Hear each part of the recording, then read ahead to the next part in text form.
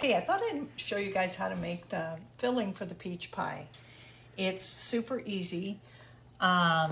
Unbelievable what it looks like compared to after it's baked. This is a Fred Meyer Kroger brand sliced peach, but I also really like the Del Monte brand as well.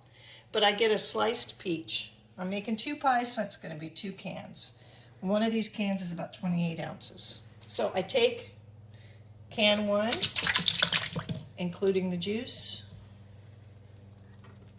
and pour it in there. So I've got 2 cans with the juice in here for 2 pies.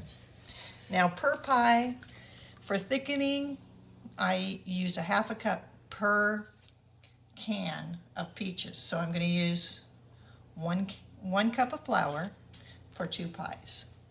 Just going to dump it in there. A cup of sugar for 2 pies. You really don't need that much, even if you get the low sugar peaches, which sometimes are hard to find. I don't think you need it, but you can sweeten it up if you like. I add some cinnamon. This is just the Costco brand, which I've used for years. I add some cinnamon. I'm going to say that's maybe 2 teaspoons. And the big thing is a pure vanilla. Don't go buying, I'm sorry, not vanilla. It's almond extract. Buy a pure extract. I don't care if it's vanilla, anything. Don't go cheap on your extracts. If you knew how they made those flavorings, you wouldn't feed it to your family. So make sure it's a pure. This is the Watkins, but I've used other brands as well. That as long as it's a pure, that's fine. And I typically use a capful.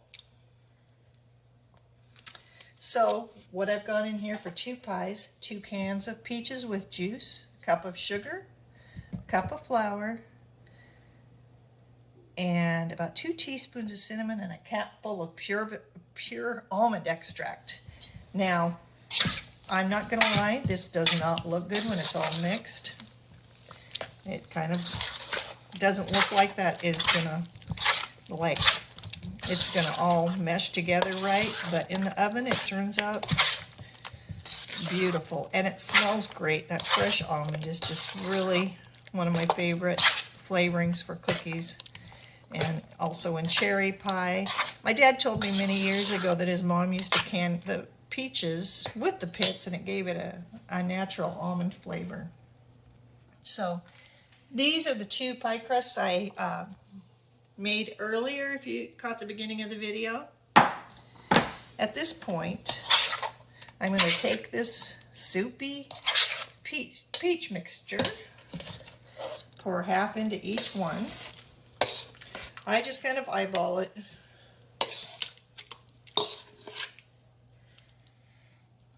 Push the peaches around so you don't have all juice in one area, but try and get them distributed nicely. And sometimes I dot the top with butter because I just don't think you can have too much butter in anything. But I don't have my butter dish clean, so I'm not having any butter today. So there is the finished product. Now I'm going to roll out the other crust. Pull the top out for my second peach pie. And again, I've preheated my oven to 425. If your oven runs a little hot, reduce it. I like those little thermometers, because my oven's old. I like those little thermometers at Amazon, hangs on the rack, and helps me to calculate if my oven is overheating. If I'm baking for a long time, they can get, my temperature can pop up to 450, so I know to adjust it, the thermometer. So I'm going to show you another technique my son likes to use when he makes this pie. He finds it easier to roll it out and then take the sill pad. You can go like this or just kind of line it up and go. Voila, nice and easy. So again, I trim the edges.